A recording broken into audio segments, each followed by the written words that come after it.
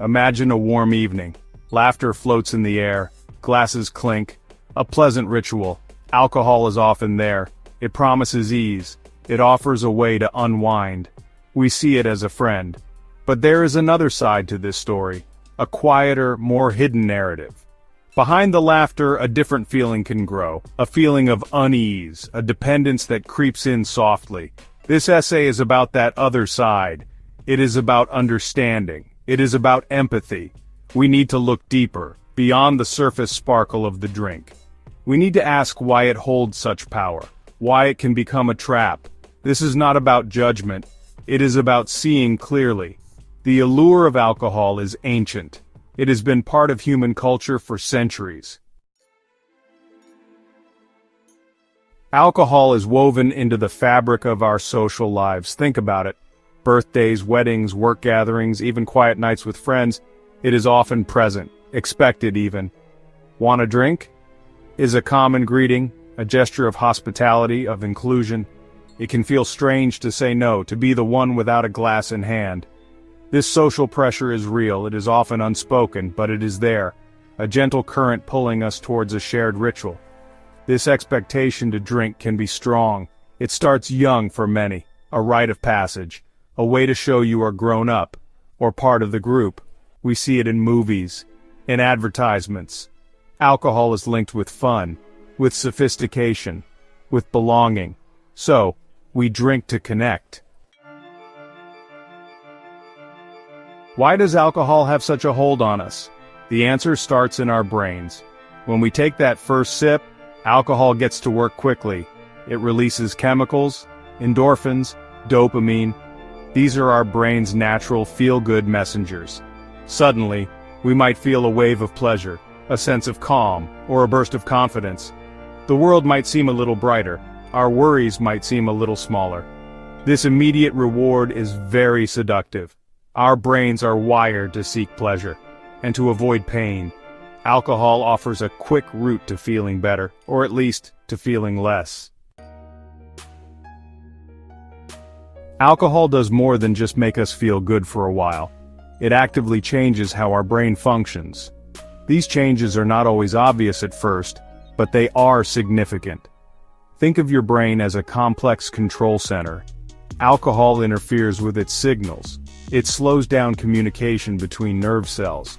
This is why our reactions become slower, why our speech might slur, and why our coordination can falter. It is a direct impact on the brain's machinery. One key area affected is the prefrontal cortex. This is the part of our brain responsible for decision-making, for impulse control, and for rational thought. Alcohol dampens its activity. This means we might make choices we later regret. We might say things we do not mean. Our ability to weigh consequences is reduced.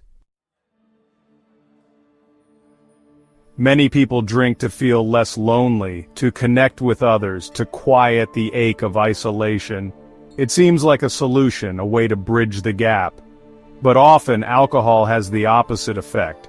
It can deepen the very loneliness it promises to alleviate.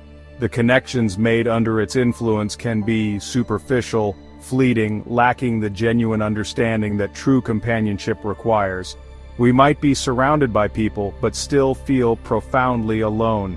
Alcohol can make us less present, less able to truly listen, or to share ourselves authentically. It can create a haze, a distance between us and others. Meaningful connection requires vulnerability, clarity, and empathy. Alcohol can erode these qualities. Breaking this cycle of alcohol and loneliness is possible. It is not easy, but it is achievable. The first step is often the hardest. It is recognition, acknowledging that alcohol is causing harm, that it is not a true friend. This moment of clarity can be painful, but it is also a moment of profound hope. It is the beginning of a new path, a path towards healing, towards genuine connection, towards reclaiming your life from the grip of dependency. Reaching out is crucial.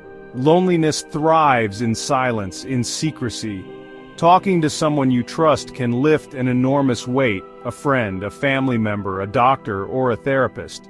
There are people who want to help, who can offer support without judgment. Support groups like Alcoholics Anonymous or Smart Recovery provide a community, a place where you can share your experiences and learn from others who understand the struggle. You are not alone in this. So many others have walked this path. Developing new coping mechanisms is key. Alcohol may have been your way of dealing with stress, anxiety, or sadness. Finding healthier alternatives takes time and practice. This could be exercise, meditation, spending time in nature, engaging in hobbies, or learning new skills. It is about building a life where alcohol is no longer needed, a life that feels full and meaningful on its own terms.